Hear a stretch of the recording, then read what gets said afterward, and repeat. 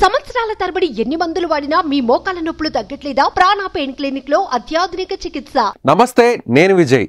AP ఎన్నికల్లో YCP దారుణ ఓటమిని చవిచూసిన తర్వాత ఆ పార్టీకి సంబంధించినటువంటి అధ్యక్షుడు జగన్మోహన్ రెడ్డి ఇటీవల వైసీపీకి సంబంధించినటువంటి కీలక నాయకులు, ఎమ్మెల్యే అభ్యర్థులు, ఎంపీ అభ్యర్థులతో పాటుగా కీలక నాయకులతో సమావేశాన్ని నిర్వహించారు. ఆ సమావేశంలో జగన్మోహన్ రెడ్డి చేసినటువంటి వ్యాఖ్యలు ఇప్పుడు చాలా ఆసక్తిగా మారాయి. ఎందుకంటే జగన్మోహన్ రెడ్డి వై నాట్ 175 అంటూ కూడా పార్టీకి సంబంధించినటువంటి నాయకులందరూ కూడా ఇదే నినాదంతో ఎన్నికల్లోకి వెళ్ళారు. అయితే కేవలం 11 స్థానాలు, అలాగే కేవలం 4 స్థానాల్లో మాత్రమే ఎంపీ సీట్లను గెలిచినటువంటి పార్టీ ఇప్పుడు ఇంత ఓటమికి గల కారణాలు ఏంటి అనేటువంటి విశ్లేషణ చేస్తున్నారు. అయితే నాయకులతో సమావేశంలో జగన్మోహన్ రెడ్డి ఒక వ్యాఖ్య చేశారు.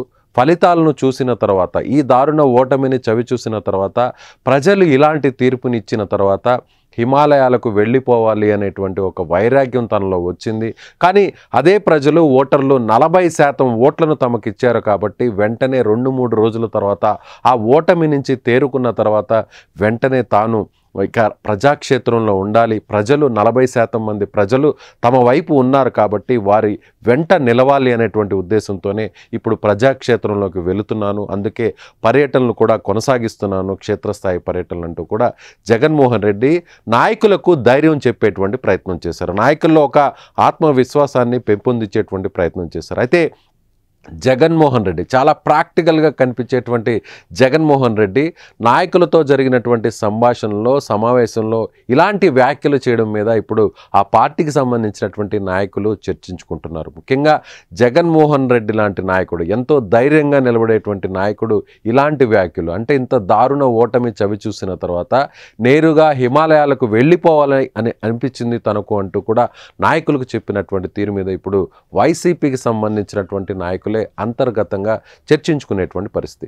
అయితే జగన్మోహన్ రెడ్డి వెంటనే 2-3 రోజుల వరకు తాను ఎవరితో కూడా మాట్లాడదలుచుకోలేదు.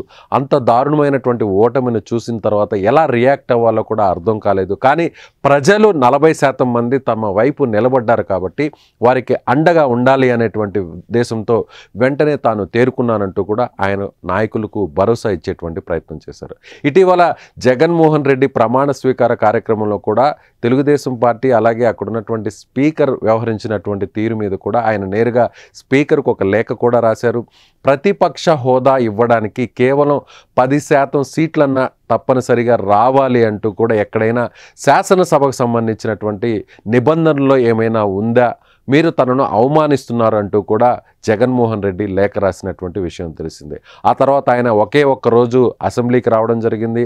ప్రమాణ స్వీకారం చేసిన తర్వాత కొద్ది నిమిషాలు మాత్రమే అసెంబ్లీలో ఉన్నటువంటి పరిస్థితి. ఆ తర్వాత ఆయన అక్కడి నుంచి నేరుగా బయటకు వచ్చేయడం జరిగింది.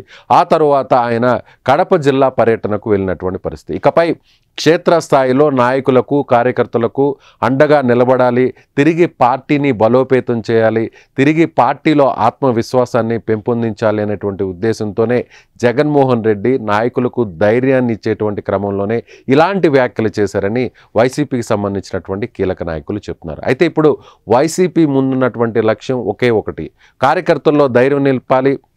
ఎవరు ఊహించని విధంగా ఇలాంటి ప్రజా తీర్పు వచ్చిన తర్వాత తిరిగి పార్టీ బలోపేతం అవడానికి ఏ విధంగా ముందుకు వెళ్ళాలి అనే దాని మీద ఇప్పుడు ఆ నాయకత్వం చాలా కీలకంగా వ్యవహరిస్తుంది, చాలా కీలకమైనటువంటి నిర్ణయాలు తీసుకోబోతుంది.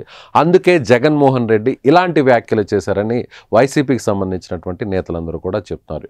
మిగిలినటువంటి నాయకులందరూ కూడా తనలాగే వెంటనే ధైర్యం తెచ్చుకొని మేల్కోవాలి, ప్రజల్లో ఉండాలి, ప్రజాక్షేత్రంలో ఉండాలి, పార్టీ కార్యకర్తలకు అండగా నిలబడాలంటూ కూడా జగన్మోహన్ రెడ్డి చేసినటువంటి వ్యాఖ్యలు ఇప్పుడు మొత్తం రాజకీయ వర్గాల్లోనే ఆసక్తిగా మారాయని చెప్పవచ్చు.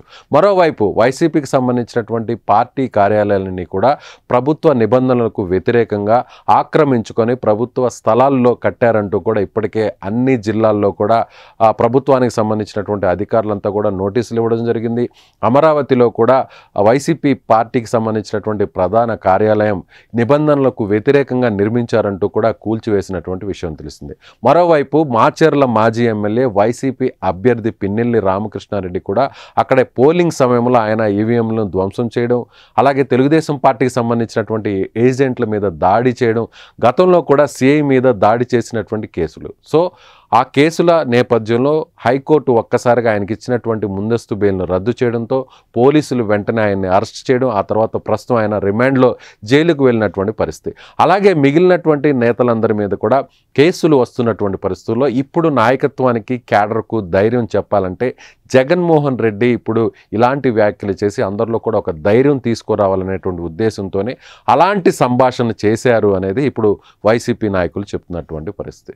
సో ఓవరాల్గా చూస్తే జగన్మోహన్ రెడ్డి ఓటమి చవి చూసిన తర్వాత, ఇంత దారుణ ఓటమి వచ్చిన తర్వాత తాను ఒక్కసారిగా వైరాగ్యంలోకి వెళ్ళిపోయారా, వైరాగ్యంలోకి వెళ్ళి హిమాలయాలకు వెళ్ళిపోవాలనిపించిందంటూ ఆయన వ్యాఖ్యలు చేశారా అనే దానిపై ఇప్పుడు అన్ని పార్టీలకు సంబంధించినటువంటి నాయకులు చర్చించుకుంటున్నారు. అయితే వైసీపీ మాత్రం నాయకుల్లో భరోసా ఇవ్వడానికి, వారికి అండగా నిలబడడానికి, వారిలో ఆత్మవిశ్వాసాన్ని పెంపొందించడానికే జగన్మోహన్ రెడ్డి ఇలాంటి వ్యాఖ్యలు చేశారని వైసీపీ సమర్థించుకుంటుంది. సుమన్ టీవీలో మీ పర్సనల్ అండ్ బిజినెస్ ప్రమోషన్స్ కోసం కింది నెంబర్కి కాంటాక్ట్ చేయండి.